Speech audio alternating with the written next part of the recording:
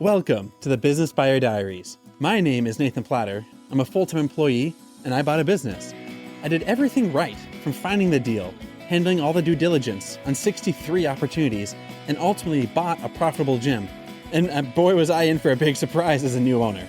I chronicled everything in real time, including the biggest wins to the stressful nights at 2 a.m. I'm sharing my journey without sugarcoating anything, so you don't make the same mistakes that I did. Here's today's episode.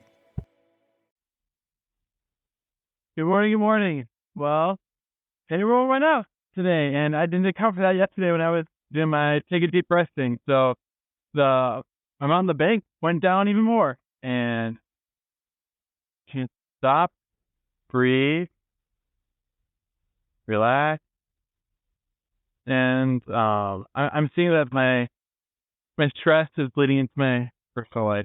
It's frustrating because like this week at my day job, things are really slow. Things are easy going. And at the gym, like things are really slow and easy going. And like it's a push for sales, and like we're flat. And then like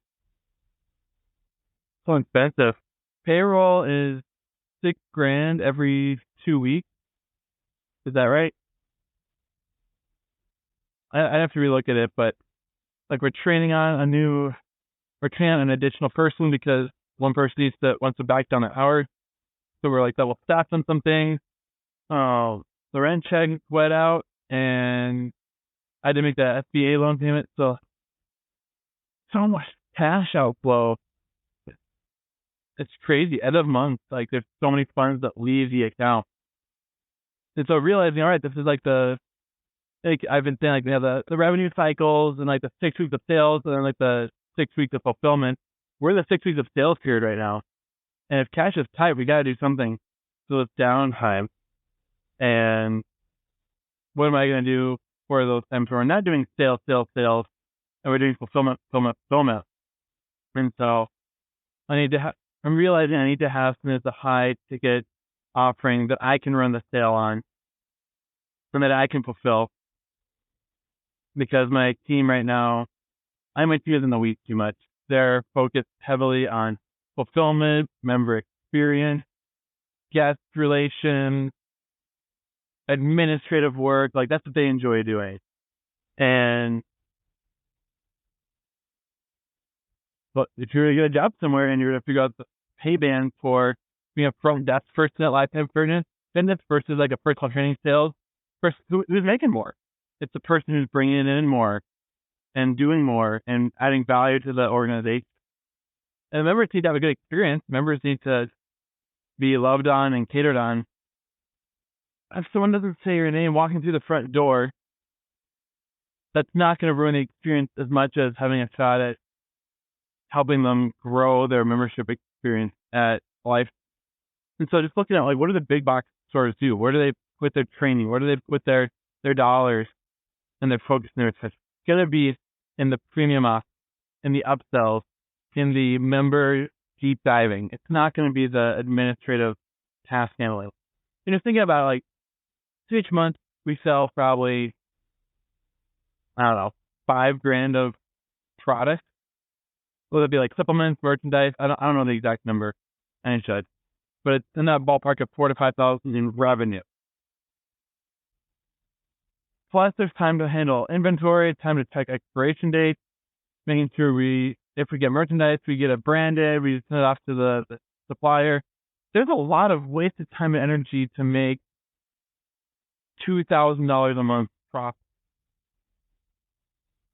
Like we don't even make half margin on that because there's all these things costs involved.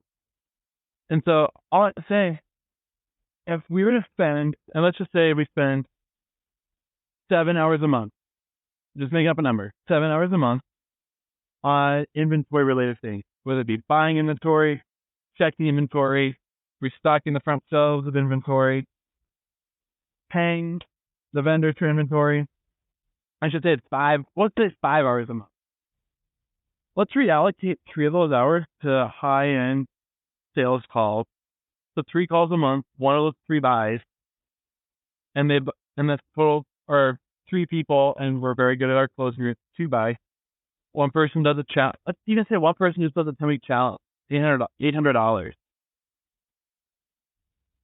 That almost makes up for the amount of time. Like $800. If it's an over and above and beyond challenge, it's most of 50% margin. I have $400 versus $2,000. Okay, well, what if going buys that high-end executive pack, $40,000, where you're gonna have transformation? $4,000 versus $5,000 of retail, but it takes a fraction of the time, a fraction of the headache.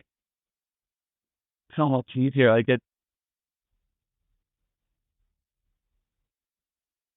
there's all the little time too, the administrative follow-up. People don't like the sweatshirt size. The protein bar tastes funny, so they want to refund, and it's just a mental task switching. If the staff is doing fewer different items, different mental gymnastics throughout the day, just making sense to not get tripped up over small things. And at the end of the day, it's a higher value use of our time to handle the executive transformation, coaching, challenges, things that are moving on people's lives. Selling supplements, that's a very commoditized skill right now. You can do that on Amazon, I'm making up with muscle.com, weightlifting.com, greatnutrition.com. Like nutrition can so easily become a commodity. But people that have a 10-year impact on a 10-week program, it's going to be a different.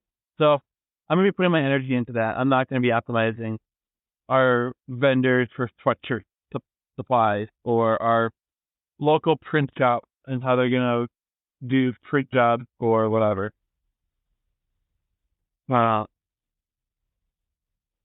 It's stressful when funds go out in big, massive chunks, but then the revenue trickles in little drips.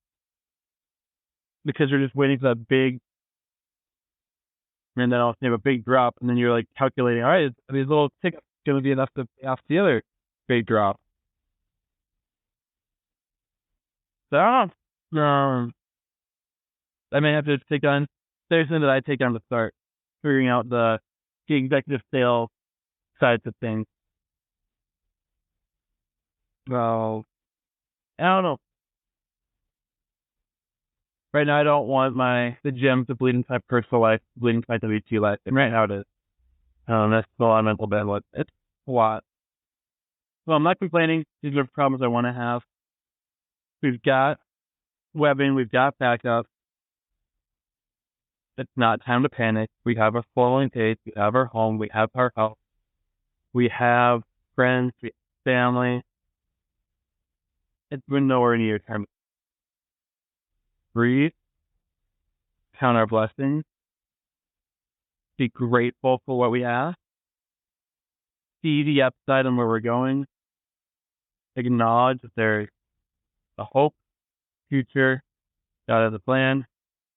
This is all part of transforming who we are. That's what I'm going to focus, that's what I'm going to meditate on. It's rock and roll. This has been another episode of the Business Buyer Diaries. Subscribe so you don't miss the next episode. I hope you're realizing that business ownership is no cakewalk. Check the podcast notes for a link to the DIY due diligence program, the complete list of show sponsors, and for media inquiries. Music written and composed by Wes Schrock. I'm your host, Nathan Platter. Join me again on the next one.